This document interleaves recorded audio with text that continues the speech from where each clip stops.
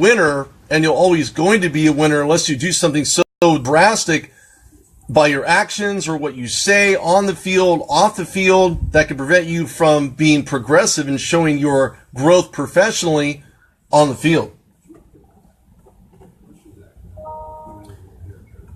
Let's look at the Bengals. And I'm not going to sit here and throw the Bengals under the bus, but I think they're doing a pretty good job of it themselves as they basically find a way to get torched in a variety of ways. I know Andy Dalton with 20 for 35, 225 yards, but that was all for naught. Second straight game they haven't scored a touchdown. What is wrong with Andy Dalton, and why can't he find fluency with his wide receiving core? That's a great question, and the Bengals have to answer it. My own personal theory is that for a good number of years, the Bengals really fortified their offensive line and got excellent play out of it. Andrew Whitworth was a stalwart at left tackle and a Pro Bowl player. Kevin Zeitler was another Pro Bowl player at guard.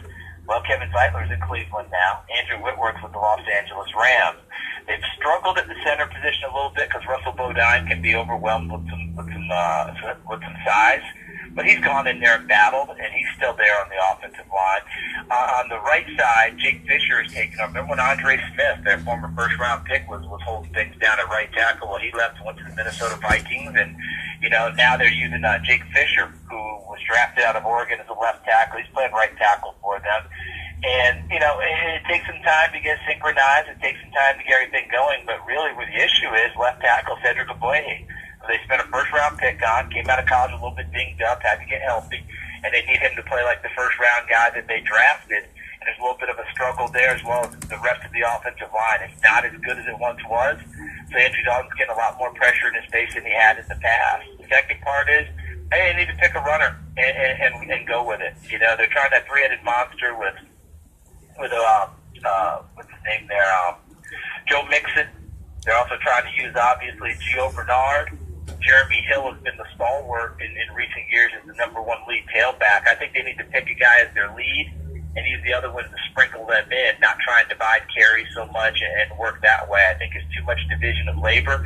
Let a guy get in there, get a rhythm, and go. Ultimately, I think Joe Mixon should be that guy. I think he's the best out of all of them with the combo of what he does and the youth in his legs. He should be that guy. So that's a couple of the things. They changed offensive coordinators because the team had lost confidence in Ken Zampese. So they're going on and moving with Bill Lazor.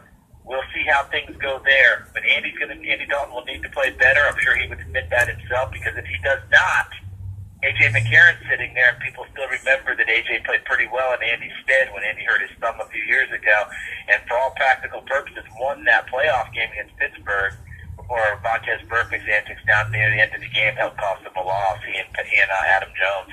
Yeah, no, I look at that 3-year extension for Vontaze Burfict, and I don't know that it's really paying dividends because he's suspended. He's going to come back eventually, yes, but I think that money would have gone into other aspects of that offensive line instead of signing Vontaze Burfict. I'm not saying he's not worth it, but when you look at his play, when you look at his behavior on the field, taking players out, whether it's in preseason, regular season, he's done it for years already. It just makes you wonder, is this guy going to continue paying the money off? Is he just giving money away that he's otherwise re-signing contracts for? I mean, what is Vontaze Burfict's issue?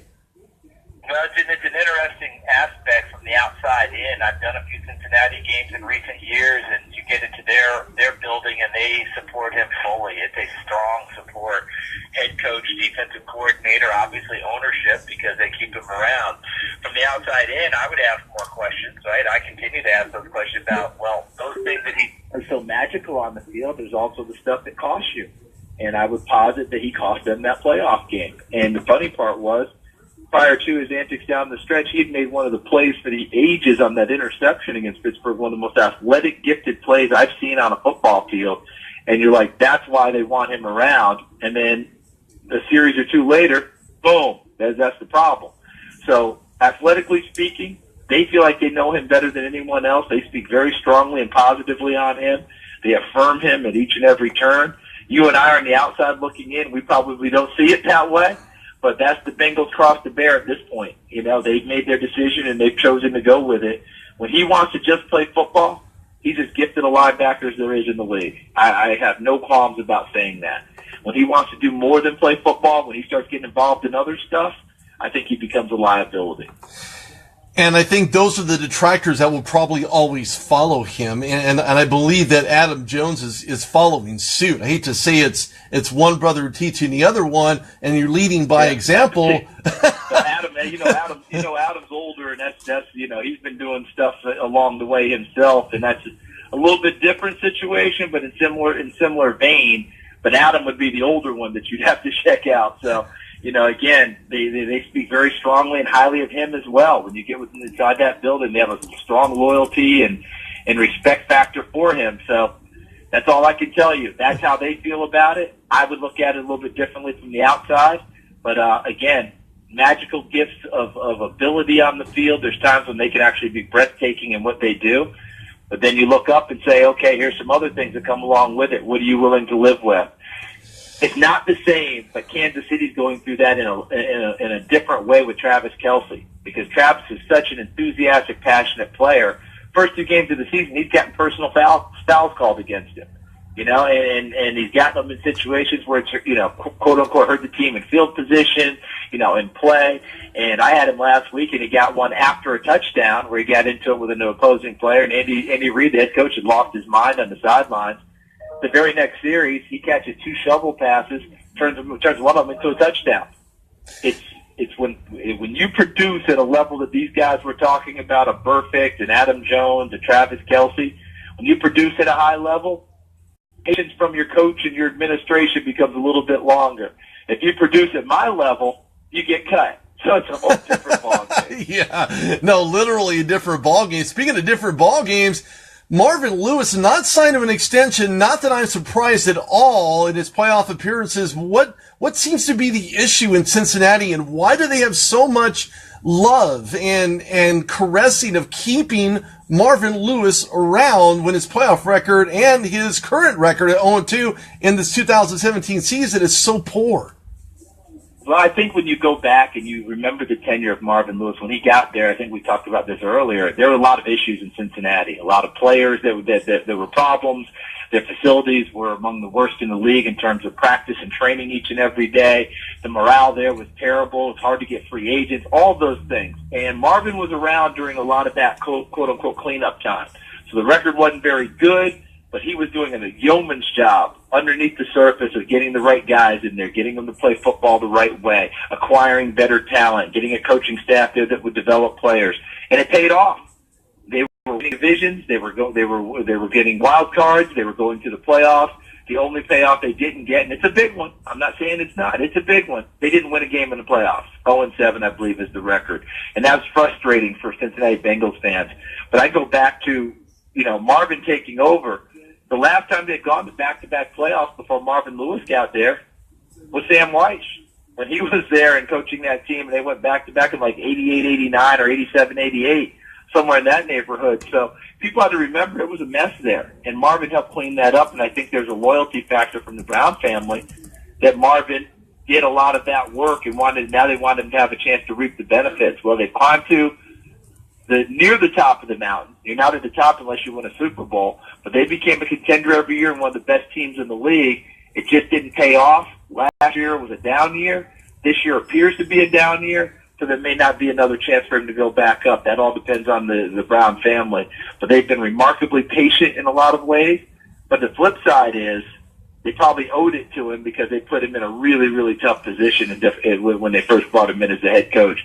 So they relied on him to clean it up. They gave him a chance to reap the benefits. We'll see what they decide to do going forward. But that's a big reason why they have that going on. Yeah, no, I'm not disagreeing with anything that you're saying. You clearly know better than I, but you have to know when to say when. If you get a guy who's, let's just say, for example, the time that he's gone through all of this, let's just say 3 or 4 years. Obviously, it's longer, but let's just say 3 or 4 years. You clean it up, everything seems to be rolling, then all of a sudden there's 3 or 4 years removed that you're not in the playoffs. As an owner, you have to really ask yourself, is the juice worth the squeeze? Am I getting out of this guy what I originally had given him to take on? And I still think they're having personnel issues with the aforementioned guys in Burfict as well as Adam Jones.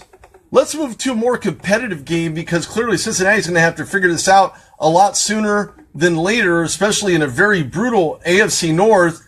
That win with the Steelers at Vikings, I don't know if I was ultimately convinced of how dangerous this Steelers offense can be, but when I look at what they did at home, they scored 7 out of 2 quarters, making it 14, 6 in the third, 6 in the fourth, a lot of heavy field goal situation there.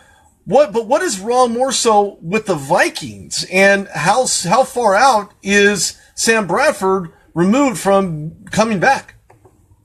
Yeah, that's going to be the big question, because if you looked at him on opening night against New Orleans, Sam Bradford was one of the best quarterbacks in the league.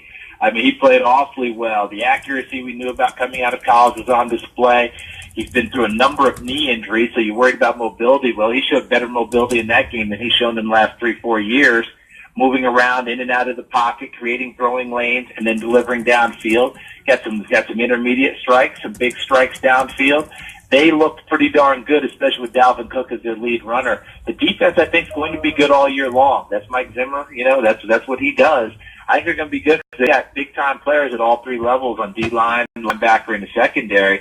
But without Bradford to pilot the team, when you go from Bradford to Case Keenum, it puts the governor on the offense. You can't do quite the same thing. So the big deal is going to be when Sam Bradford gets back, because when he does, I think they're going to be a tough out for anyone, and definitely a contender in the NFC North. Yeah, no, I completely agree with you. Let's go back to the other side of the ball. Everybody knows Le'Veon Bell did not attend training camp. He was holding out. He signed a $12 million tender. And I think to myself, he didn't look very good in week 1, which is a career low for him for carries as well as yards after the catch. He wasn't used much in the wide out, maybe even in the slant position there for the Steelers. It was a win nonetheless against the Vikings at home. Ben Roethlisberger talking about the mystique that he wanted to see from the home crowd. Well, he definitely got it, a 26-9 victory. But are you convinced that Le'Veon Bell will continue to make strides, as well as Martavis Bryant, another year removed from not playing football, and get this offense on track to be as deadly as people suspect they will be? Yeah, I do. I'm not that worried about Le'Veon Bell. I think the thing we run into all the time is when you hold out in this training camp, and you come back, you can be as physically fit as you've ever been, but there's football fit, and football fit is just different. There's just no kidding around it. So I do believe that as time goes on, barring any injuries, and that's what you worry about a little bit, is what kind of injuries you run into that hold you back. Barring injuries, I'm not worried about Le'Veon Bell regaining the form that we've seen before from him. It's a matter of when, not if, as far as I'm concerned. So I can't wait to see how that part turns out. Yeah, I can't either. Of course, Le'Veon Bell leading, everybody but Ezekiel Elliott for the Dallas Cowboys. I was talking about from the onset of the show. This is Rudy Reyes, joined by Charles Davis right here on the Rudolph Show on the Two Life Stews Radio Network. We were talking about Ezekiel Elliott and how he had a career 8 yards on 9 carries as they went up to Denver and basically get blown out by the Broncos. I didn't expect this, at least in this fashion. What did you see from this front 7 of the Broncos that made you almost remind you of when they won the Super Bowl 2 years ago? Yeah, what I saw, that front 7 of the Broncos, the D-line controls things in terms of they didn't let Dallas run the football.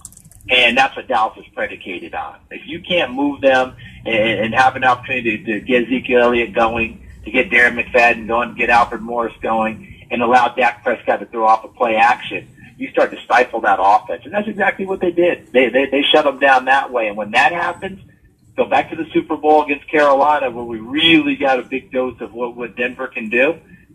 Carolina, used to running the football, everything was predicated off the run game, found that they couldn't do it behind the chains all game long. What happened? Here comes Von Miller, and at the time, DeMarcus Ware.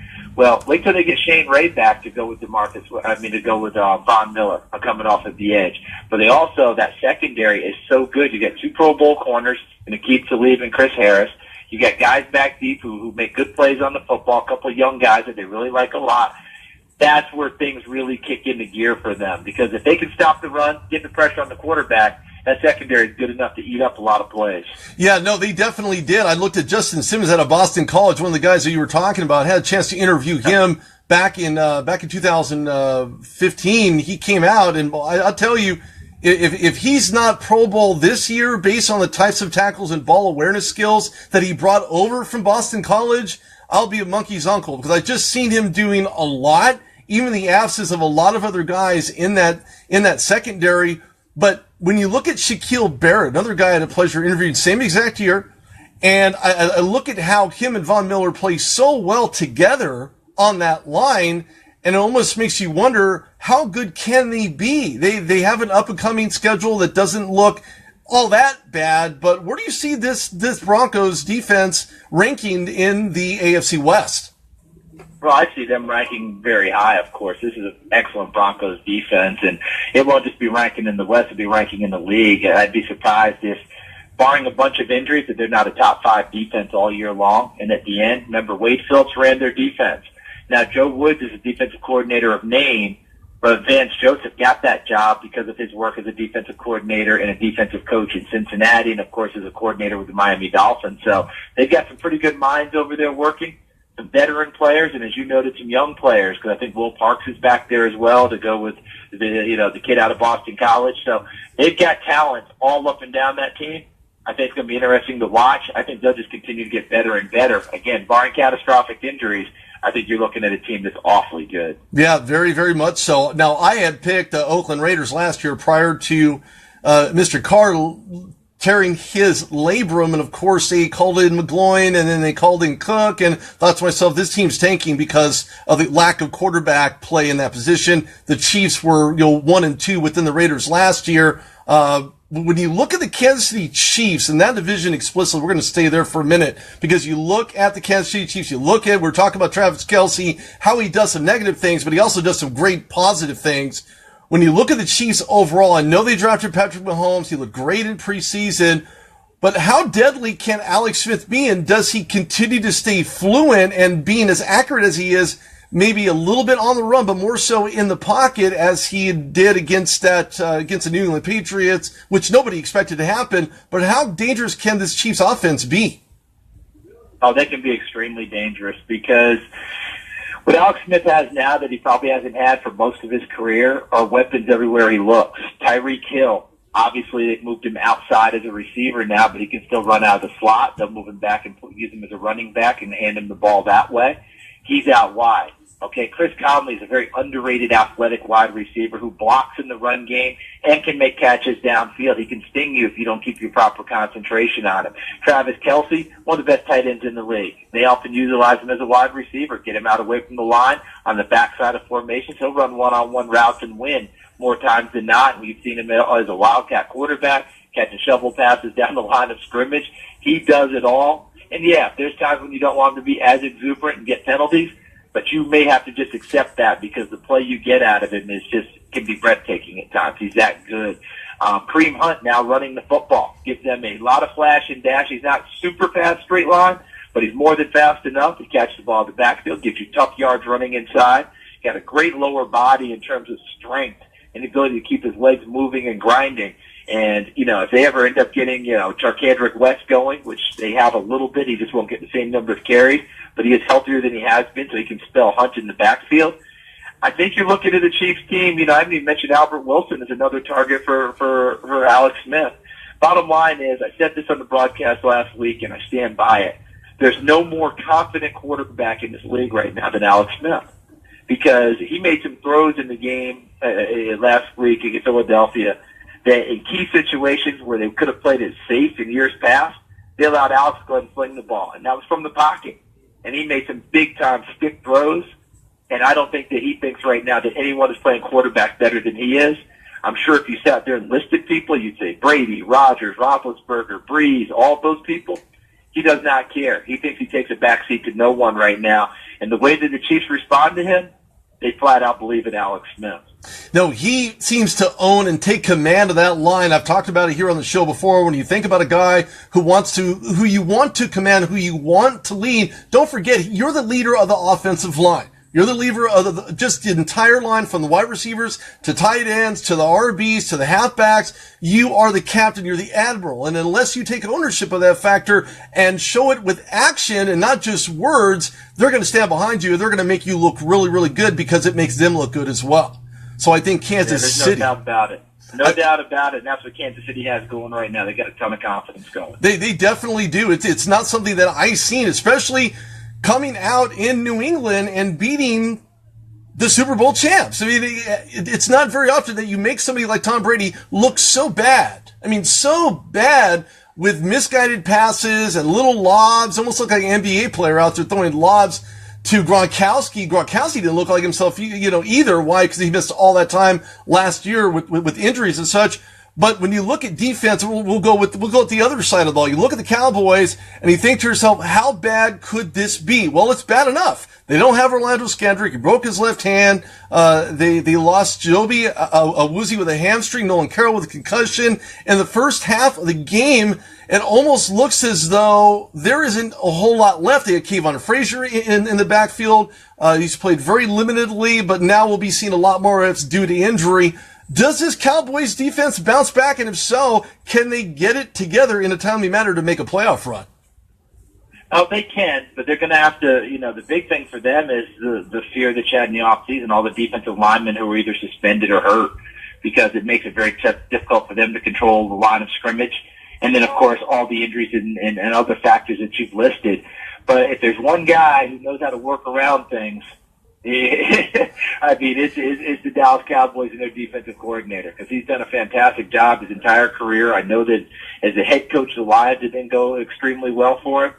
But in terms of what he does on the defensive side and how people believe in him, yeah, I think that he finds a way to minimize things. And if he can minimize them and turn guys like Sean Lee loose, and the return of Jalen Smith, which is one of the most extraordinary stories we've got in the NFL, coming back from a horrific knee injury, had to have a nerve regenerate, and he's out there playing. But they need that defensive line. They need pressure from them, and right now they just don't have the guys who are able to do it. They have most of their best defensive linemen are either suspended or injured right now, and that's something that's going to hurt them throughout. They got to figure out a way to minimize that. Absolutely right. Let's go back to the Patriots for a minute, because there's a lot of talk, a lot of conversation, Charles, in relation to now the Patriots are back. Tom Brady's back. They're building up all this hype. I mean, let's be honest here. Let's call it what it is. They played against a Saints team that is 0-2. They didn't do a whole lot. In the offseason, they drafted a linebacker, I think a safety, and some other defensive linemen. But that's it. Everything else is makeshift. They're moving pieces around. They have Anzalone in the backfield as well, maybe like a free safety / outside linebacker, kind of similar to what Ryan Shazier plays for the Steelers. But let's be honest here. There's a reason why Tom Brady looked as good as he did, going 30 for 39, almost 500 yards with 3 touchdowns, is because the Saints defense is not very good. Is that an accurate statement, or am I just talking out of somewhere else? No, not at all. I mean, look, Tom Brady's going to look great against any defense most of the time. What Kansas City did on opening night was a fantastic defensive performance for them. They just didn't find people, couldn't get, people are going to have those issues. You remember 2014 when Kansas City whacked New England. I think they beat them 41-14. And that was the night of the famous Bill Belichick press conference. We're on to Cincinnati. And everybody thought the Patriots were collapsing. People were wondering if Tom Brady should be benched. That season ended with a Super Bowl victory over Seattle. Right. So I never worry about counting out the Patriots. Now, is New Orleans defense very good? Has not been for a number of years. So that's an issue for them, and we know that. And Tom Brady had a chance to get right against them, and he did. But he can get right against just about anyone. So it's a combination factor. I think you're on target. The Saints are still looking for consistency and big playmaking ability on the defensive side of the ball. And without it, they'll continue to struggle in the NFC South, despite how good their offense is, because it remains high-powered. No, it definitely does. There's a lot of tools, a lot of weapons. Even though Patriots lose Edelman for a year, they still have pieces to the puzzle. And if Bill Belichick is anybody, he's a brainiac when you're talking about team play, putting people in the right position to make big plays, even though they don't have a big name. That's something that he's done consistently for years. When we go to, let's just say Tampa Bay, and I know that Tampa Bay is, well, they're 1-0 at home, obviously with the hurricane situation, things of that nature, have pushed back their schedule a little bit, but I'm more concerned about the Chicago Bears than I am the Tampa Bay Buccaneers, and here's why. You draft a guy, you go reach number 1 in Mitchell Trubisky out of North Carolina. He's now sitting on the sidelines waiting for Mike Glennon to screw up. I think he's screwed up enough. I think Chicago Bear fans at Soldiers Field was, parading around wondering why didn't they start Mitch Trubisky, and now they're 0-2, getting shellacked by the Buccaneers 29-7. Is this an ongoing theme for Chicago? I mean, do they ever make the change? I know John Fox is the head coach and he's been down this road before, but do they make the change at quarterback at all before things get worse? Yeah, I think that they will, personally. I know that they've wanted to have Mitchell Trubisky sit as long as possible, but I don't know that that's going to continue to happen. Opening day, I don't think you can put much on Mike Glennon. He led them on a drive and had them within 5 yards of winning the game and had 2 drops in one in the end zone and one near the end zone. I don't know that we can put that on Mike Glennon. Yesterday's game, a couple turnovers, all of those things go in. I think it'll be much more of a product of record. Mike Glennon can still play halfway decent or even better, but the record doesn't show it. That'll be sooner than later than that you get Mitchell Trubisky in there, because the season will be gone. You won't be competing for the playoffs. You might as well get your future going right then and there. And that's what I fully expect to happen with Chicago. 0-2 now. I don't know that they'll right the ship. They don't have receivers who scare you at all outside on offense. Jordan Howard has not gotten on track at running back. Tariq Cohen has been a revelation, but he's not a 20-carry-a-game guy. He's your change-up guy. Yeah, he's kind of like Darren Sproles and a little bit smaller, but still packs a punch, packs some wallop. He's a heck of a player, but they need Jordan Howard to get going, take some pressure off of Glennon. But I do think that you'll see Trubisky sooner rather than later, despite the fact Chicago has said they want him to sit. We hear that from all the coaches and all the organizations when they draft a young quarterback. Rarely do they sit for as long as those organizations say. When you draft a guy number 2, he's going to play quicker than you ever expect. Yeah, no, you're right. And that's what I see from Mitch Trubisky. He was fantastic in college. I mean, he wasn't at least in my opinion, a top 10 quarterback, but he's certainly in that conversation, maybe outside of a 10, maybe a 13 range, but still something that the Chicago Bears seen in him. I'll be honest with you, Charles, when I look at what he did during the preseason, scrambling out of the pocket, throwing on the run, using his checkdowns, following his progressions, doing all the things that veteran quarterbacks have done. And I have to agree with you, because I look at Trubisky and think to myself, this guy is a stud in the making. Whether or not he has the wide receiving core, he's been creative and has done a lot with a lot less. So hopefully they'll make the change sooner than later.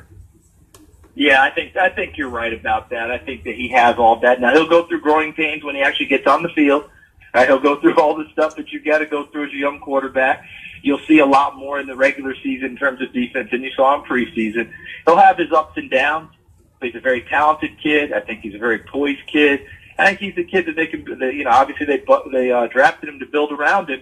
Well, I think that'll start a lot quicker than maybe Ryan Pace, the GM, might want, or even John Fox, the head coach, might want. But if all of a sudden you're looking up and you're 0-4 or 1-5 or whatever, I see no reason to sit down and wait, because that season is not going the way you want. And the likelihood of you making the playoffs is almost nil. In that case, let's get the kid going. So yeah, I completely. That's what I would think. So, Rudy, I appreciate your time today. I've got to run. Thanks, Charles. No problem. Tell everyone where they can find you. Time. Yeah, thanks a lot. Appreciate it. Tell everyone where they can find you real quick. Huh? Tell everyone where they can find you and converse with you and talk to you on social media. Oh, so you can hit me up on Twitter at CSD22. That's probably the best place. It sounds great. Thanks, Charles. Appreciate your time. All right. Thank you, Rudy. Thank you. You too. Thank you. Ladies and gentlemen, that was Mr. Charles Davis. What a fantastic interview. Love talking to him. My time's almost done here. This will be a podcast. I'll go through the editing process like I always do. This is Rudy Reyes on the Rude Dog Show on the Two Live Stews Radio Network. Make sure you tune in tomorrow. Maybe a conversation you may not want to hear, but it needs to be spoken about, it needs to be talked about, and that's what we're doing tomorrow here on the Rude Dog Show. This is Rudy Reyes on the Two Live Stews Radio Network. This will be posted. Throw me a follow at Rude Dog Reyes, and go to therudedogshow.com with lots of other fantastic interviews and conversations. Thank you so much, and have a great day.